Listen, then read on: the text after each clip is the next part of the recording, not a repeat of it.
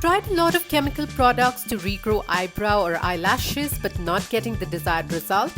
Don't worry, now no need to buy branded lash or brow serums. Here's how to make your own growth serum with just a few natural ingredients. This DIY lash and brow serum uses all natural ingredients and essential oils and is so simple to make. Hello guys, welcome back on the Foodie. I'm Daisy. Today I will tell you how you can make this growth serum and add it in your daily beauty routine to get thicker brows and long lashes in no time. 2 tablespoons of carrot oil, half teaspoon of olive oil, 1 tablespoon of aloe vera gel, 2 capsules of vitamin E.